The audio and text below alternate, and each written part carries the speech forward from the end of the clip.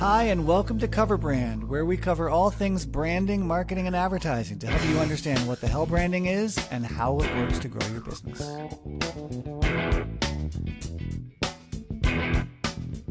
Welcome and welcome back to Cover Brand. I'm Ethan Decker, and today I've got Mackenzie Sehlke on the show. Hi, it's good to How are see you, you, Ethan. Thanks for having me. Oh, I'm so excited we're going to have this conversation. We've had many other conversations about what you do, and I can't wait to dig into some of your brand problems. However, as is customary here, we always start with cover songs, not covering brands. So, what's the cover song you want to talk Here's about? my pitch to you about cover songs.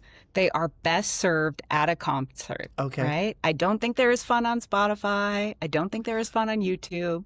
So my favorite cover song is the Wheatus original classic Teenage Dirtbag, as covered by the Parcels at Red Rocks. Okay.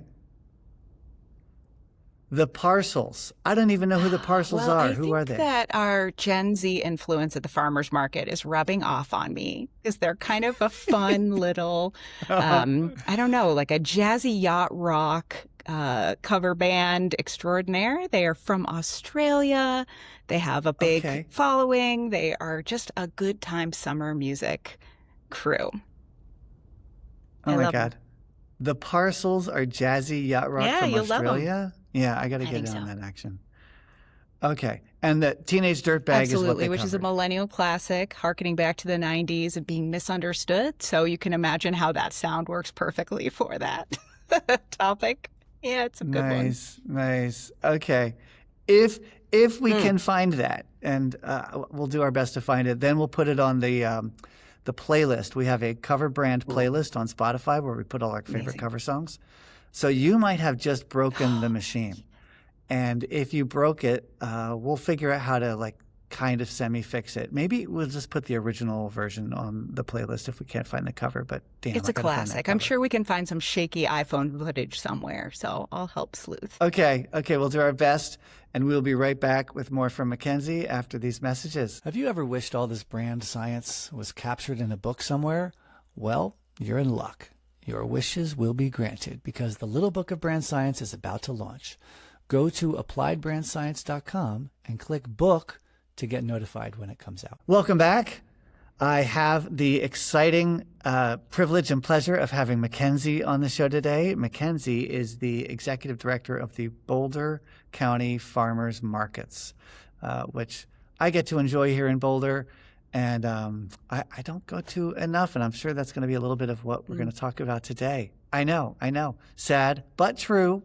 We deal with all the hard truths here on Cover Brand. All the hard things. But Mackenzie, why don't you tell some folks who don't know about your gig at the Boulder County Farmers Markets, what it is and what you struggle with, and then we'll get to your particular question today. So Boulder County Farmers Markets is a 40-year-old nonprofit that operates seasonal farmers markets in Boulder, Colorado and Longmont, Colorado. And we have a new to us, as of about 6 years ago, local food hub where we offer year-round access to local food, primarily for institutional partners like our friends at CU or some of our local restaurant groups. But our primary focus is year-round local food access and building relationships between farmers and eaters here in the Front Range. I love that you said, we have this new program. It's 6 years old. Well, when you're thinking about 40 years, you're thinking 6 is not that many. I know. But also building something great is rarely the kind of Instagram success you hear about where it's done in 6 months. That's exactly right. It's sort of that overnight sensation as built over 20 years burn for us, for sure. Right. Like the Parcels win the Best New Artist Award after being touring musicians for 12 or 14 years. Right. New in air quotes, but new to you. That's how it goes. It's always that way. Yeah. I know. Everyone's excited about Ray, R-A-Y-E, the singer who does Baby, Where the Hell is My Husband? Love Ray. Woohoo! I know. I saw her recently in Denver, And again, here's someone who is best new artist, but she's been in the music biz for 10 years. I mean, it turns out it takes a while to get good, right? We incubate a lot of small brands at the farmers market, and it's really funny to see them change over time, right? It's true. That's true. Okay, before we even get to your question, what's a good example of a baby brand that was a baby brand long ago at the farmers market, and now you see like on shelves nationally? So we have a few really big hitters. We are the home of Justin's Nut Butters. So Justin started with us at the farmers market and had an aha moment about those little to-go packets. So Justin's one of our alum. Noosa is also one of our bigger local brands. They're a yogurt company. Noosa? Yeah. Is that yogurt? And that's Noosa? That's right. Noosa? It's an Australian-style yogurt. They're getting big. And if you're here in Boulder, Bobo's is us, too. So those little energy bars. Oh, right. Yeah.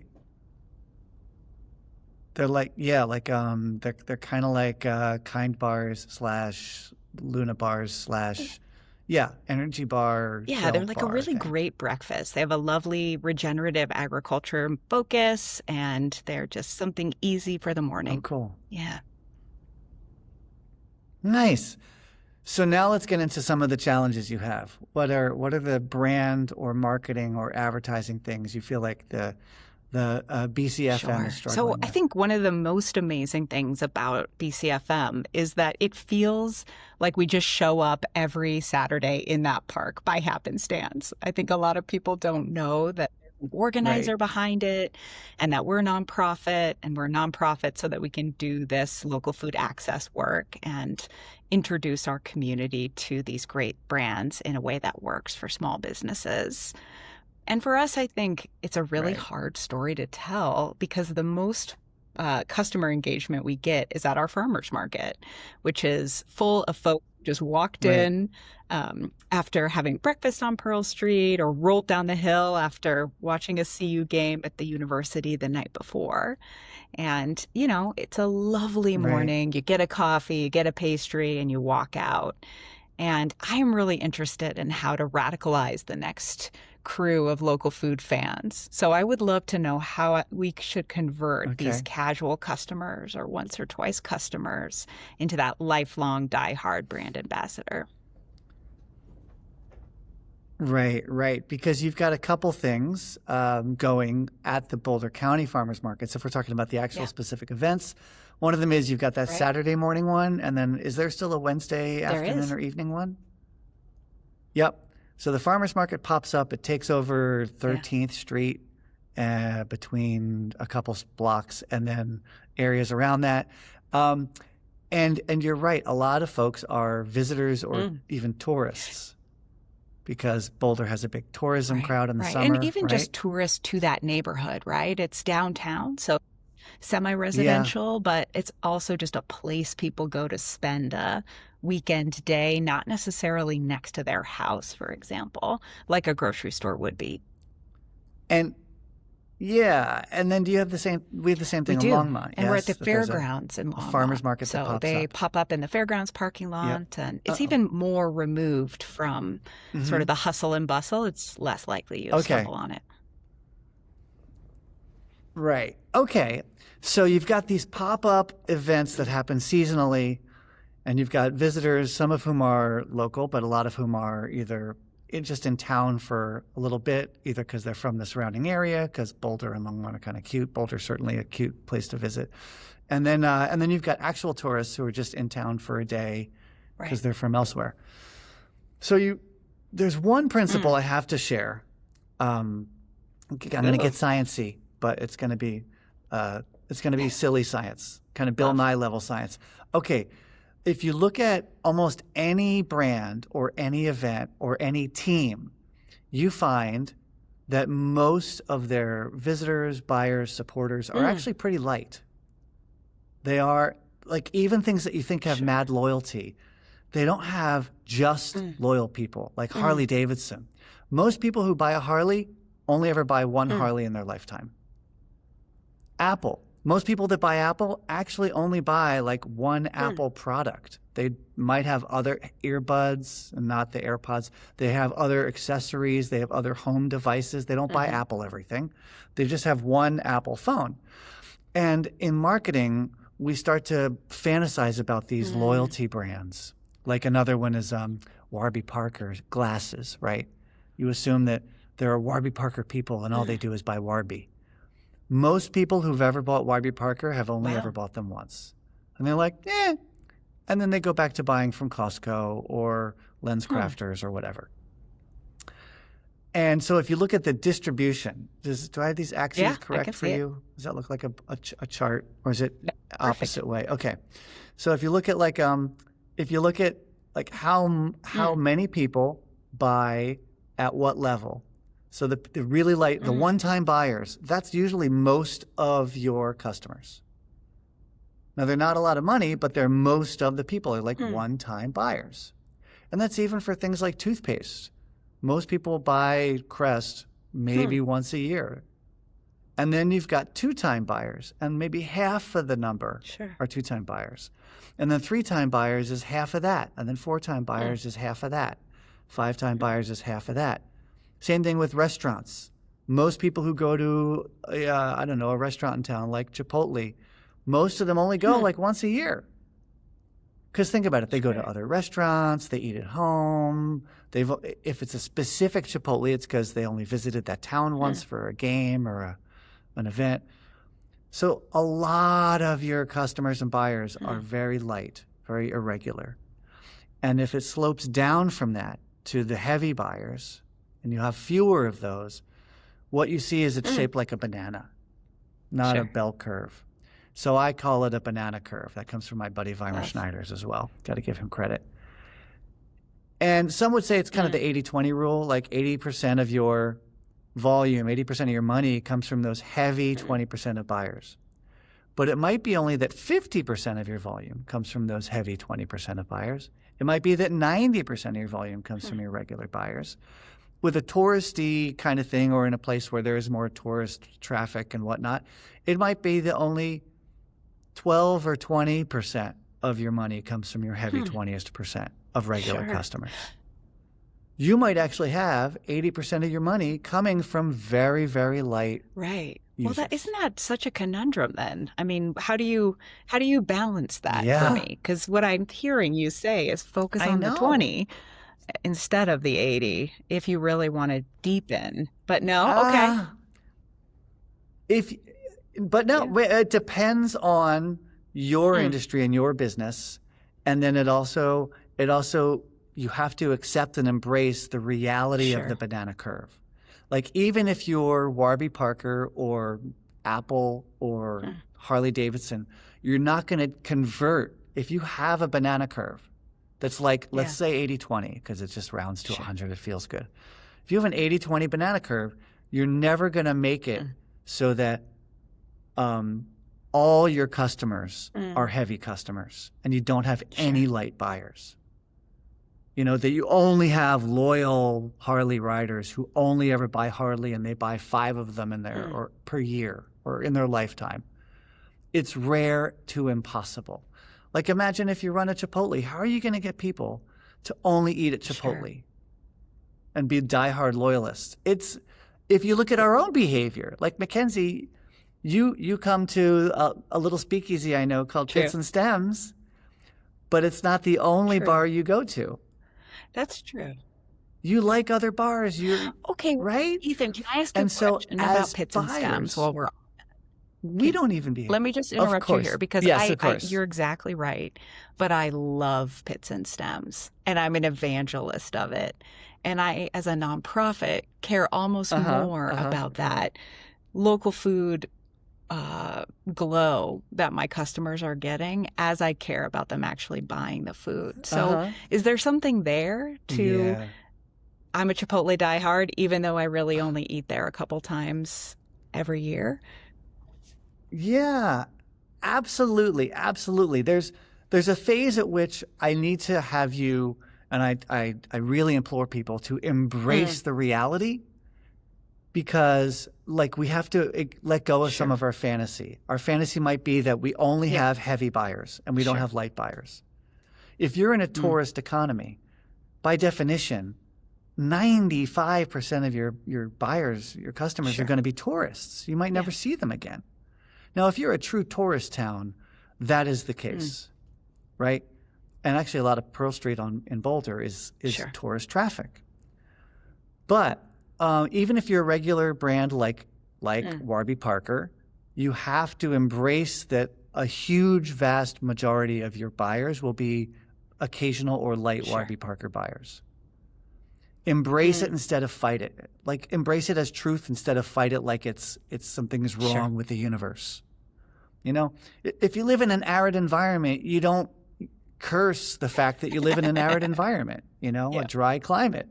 You embrace it and you're like, okay, what can we plant here? What grows here? So Mackenzie, I want you to embrace that you're going to have a lot of tourists and a lot of tourist or light level buyers. And that's cool. Secondly, there is a really important thing here you just brought up about the difference between behavioral loyalty, I hate the word loyalty, and then emotional loyalty. Like you can feel like you have your favorite jacket or your favorite pair of shoes and you just love it. But it might be a brand you can only afford one of. Or you love it because you bought it in Australia when you went and saw the parcels. The parcels. Maybe you saw them at Red Rocks, but maybe you saw them in Australia and it's your favorite jacket from Australia, but you're never going to go buy there and go back and buy stuff from them again. So I do encourage you to foster love, and I do encourage you also to foster regularity and repeat. And I also encourage you to realize those might not be the same for the same people. Yeah. So talk to me about fostering repeat. Number one. Like, what does that mean? Yeah. Well, even before we get there, does this make sense? It does. You know, I can't reject any graph named after a fruit, right? Like the fact that it's a banana graph is, it just immediately speaks to me. But it does make sense to me. We've really tried to recruit vendors that work for both. Yeah. And we want to make sure that we don't over-prioritize one or the other. So I appreciate live in reality as baseline advice. Fantastic. Yes, live in the reality that lots of your people will be light buyers, and that's okay. Lots will maybe be regular buyers but not have heavy love. And then some of them will be, they have great love for the brand, but they don't buy it a lot, you know, or love for the farmers markets, but they don't come frequently. So that's normal. And that's the first thing. Don't get all clenched that you have low emotional love for the farmers markets or that you have low repeat purchase, repeat visitors. Yeah, embrace it. And then there's that question of how do you cultivate? And how do you cultivate regular repeat usage? And then how do you also cultivate that kind of love and that brand fanaticism or ambassadorness? And those can overlap or they can be different tactics. And for that, the first thing is I always remind people, you have to remind people you exist. We usually forget that fact. Yes. Right? That feels like a read a little bit, right? I'm sort of... I was a little close to home, Ethan. I just... This is a safe space, Mackenzie. I feel seen. We're being brave. Seen. I won't clench. Yes. Yes. Supposedly it was Eleanor Roosevelt, President Roosevelt's wife, who said, "Darling, stop worrying so much about what people think of you. You'd worry less when you realize how little they think of you." Oof. And even in the brand world, there's such, again, it's a sadness, but it's also a freeing truth. If you realize no one's thinking about your brand on the day-to-day, except for you. I mean, certainly no one thinks about the farmer's market as much as anyone who works at the farmer's market. Then like Coca-Cola, you have to realize, oh my gosh, we have to remind people all the time. Yeah. Right? One of the biggest brands in the world is Amazon. And for a while, I think Jeff Bezos said, advertising is the tax you pay for being an unremarkable product. Yeah, a little judgy, but that's okay. There's something there.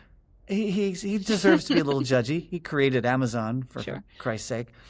But you know who's the number one advertiser in the world by dollars spent? Bing. Amazon. Yes. Amazon spends more than anyone else in America, at least, on ads because even Amazon has to remind people that they exist and that they do more than just sell crap. Like, of course, Amazon is like 20 or 30 or 40 things. You can watch TV. You can house your data. You can use it for data analysis. Blah, blah, blah, blah, blah. So, and Coca-Cola. I flew, I'm calling in for this show from Columbus, Ohio, from the library, where I'm at a library conference. I serve on the library board and foundation board in Boulder. On the flight, when they give you a napkin for your drink, there's a Coca-Cola ad. Drink Coke. Coke's refreshing. Because they need to remind you they exist. Yeah, that's interesting. So to cultivate, getting back to the farmer's market, Boulder's what, 100,000 people, and Boulder County's about 300,000 people? Okay, let's just pretend those are good numbers. How many people visit the farmer's market a year? About 220,000. Wow. Okay. Different people. People from all. Or is that repeat? We don't know. Is that repeat foot? Yeah. Okay. Oh, so you have about 220,000 visitors each year, but you don't know how many of those are repeat visitors over the course of the year and how many of those just are one and done. Okay. So let's just pretend we'll cut it in half. So 110,000 are unique visitors. And then some of them come twice, some of them come 3 times, some of them come every week to get their flowers, their fresh bread, and their arugula. You got gotta get arugula. So you have 120,000 out of 300,000. So already there's a gap. And then if you look at the total number of visitors to Boulder and Longmont every summer, those numbers are huge. So you have a lot of people you need to just remind the farmers market to let them know it exists at all. Hey, did you know Boulder has a great farmers market on Wednesday nights? B, you got to remind people like myself, hey, Ethan, on a Saturday morning for brunch, maybe instead of going to Dot's Diner, you should come down to the farmer's market and get some dumplings from Three Sisters Dumplings. They're too big for us now, but you got to come and check out who your new favorite dumpling person will be. Okay.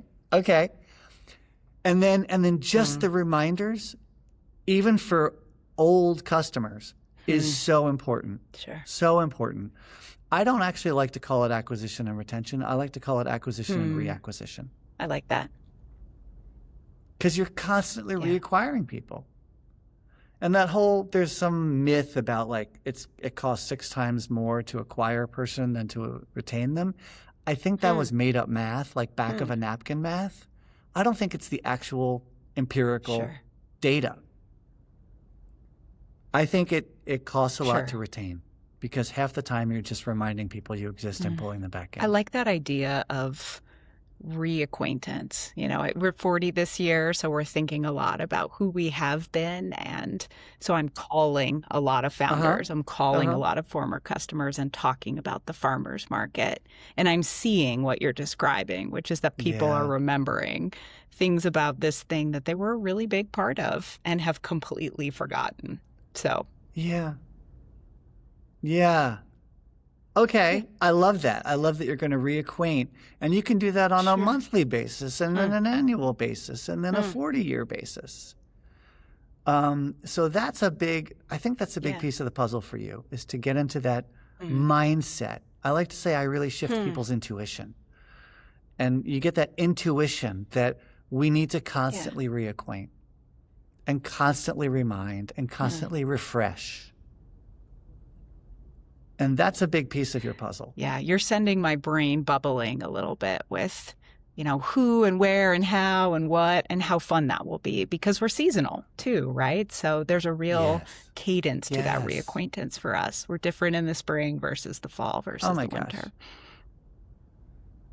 Yeah. Absolutely. And then so I can see the gears turning. I'm so excited. I'd love to hear more, but I know we only have a little time. So the next thing I want to check in on is this notion of the love, the ambassadorship. Some of that is out of your control. Like, they just had a great time. Their kids loved being by the creek. The food was delicious, and their mother-in-law behaved. And they have a lovely memory of their time at the farmer's market. But there are other things you can do that are just kind of delightful. And if you can do any little delightful thing, the delightful things, I think, will deepen that kind of love, fondness that you want from people's experience at the farmer's market. And a lot of the delightful things end up being either little details that matter. Here's a little detail. Toilets. Yes. My favorite topic. Good toilets that have, I'm sure it comes up at the farmer's market. Because people got to pee. And are they porta-johns? And if so, are they disgusting? Are there enough? Blah, blah, blah, blah, blah. Here's one. I'm at the Columbus Library again, and the toilets have they don't have doors. They have like those barriers. You go left and then right, and then you're in the John. Like walls, but like at the airport when there's no doors on the airport toilets. There's just like you go around and then around, and so no one can see in. I do. Do you know what I'm talking about? No. I'm a student of public toilets, so I'm locked in. Yeah, I'm locked in. Okay. So you're locked into that. Okay, so there's no actual door to the toilets, and then you go in, and there's silence. I mean, it's a library as well, but you can hear everything. Yeah.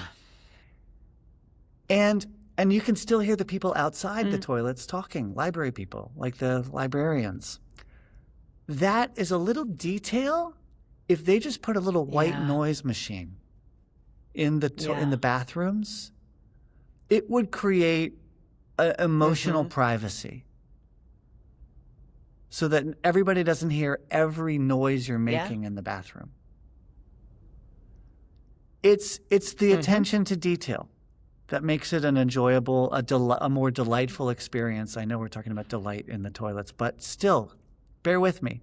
Yeah. It matters, and it will make people enjoy the experience more. I love that. And I think that's a wonderful detail to bring for us, because we're utilitarian in our function, but we also have beautiful things that happen at the farmer's market. So we really live in that tension. Yeah.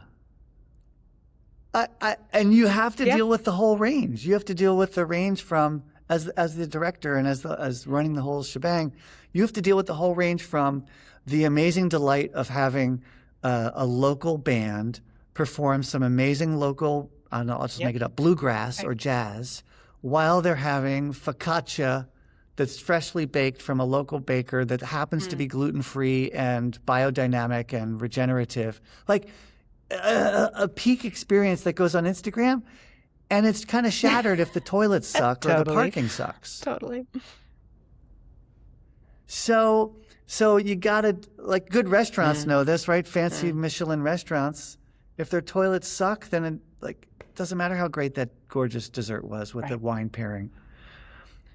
So delightful is I think for you, especially for you, Mackenzie, and for the farmers markets, I think is a lovely concept for you to think about how to create delight.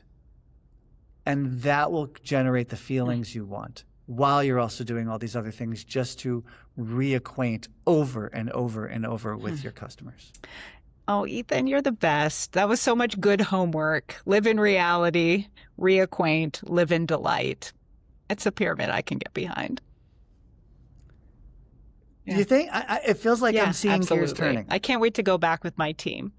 What's another? What? Give me while we wrap up. What's a little delight thing you're already? Oh gosh, thinking about? we have a lot of access to baby animals, as you can imagine. There's just little creatures in our orbit. And there's a season where folks are bottle feeding baby sheep. So I'm thinking about whether or not we can introduce that to the farmers market for Mother's Day. Wow. Does that sound delightful? Wow. That would be delightful. Yeah. That would be delightful. Yeah. And then as you tell people and remind people to come down, like that's your little blurb is, this week only. Come down and meet the baby sheep and come, feed the baby sheep with your kids. Right. That's fun. Cool. Yeah, I'll have to think more about delight. I love imagining what will surprise people. I think there's lots of tasting we can do that we don't do, for example, that evokes that delight. So lots to think about there. Yeah. Yeah. And then this is the totally wrong metaphor, especially for you and the team, but carpet bombing to remind everyone and reacquaint, like just constantly get the word out. That's right. Right? I mean, even if they're driving by, is there great signage that says farmers market and then the hours? I know we have terrible roadside signage, so that's a read as well. We really need something. That's an easy fix. I mean, and maybe that's the thing you hit with your donors with is like, hey, we want some kick-ass roadside signage. Please, can you fund this? It will be eternal, or at least it'll last 10 years if we make it well. Love. Yeah. Oh, you're a good egg. Yeah. Got you thinking. Oh, man. Got you thinking. Hopefully this was helpful. Super helpful. And as you are sort of living in this town, you're going to have to be carpet bombed by some of your own advice. So thank you for helping me reacquaint you. Oh, yes. Oh, yes. I expect it. I expect it to come. I expect to see farmers market stuff hitting me where I'm driving around the city or in my home. Awesome. Well, you're the best, Ethan. Thank you so much. Thank you for coming on the show, Mackenzie. We'll talk soon. If you've ever listened to the show and thought, man, my team could use this stuff, then call me. Training teams on brand science is literally what I do. Learn more at appliedbrandscience.com. And remember, people don't share your content because they love your brand. They share your content because they love their friends. See you next time.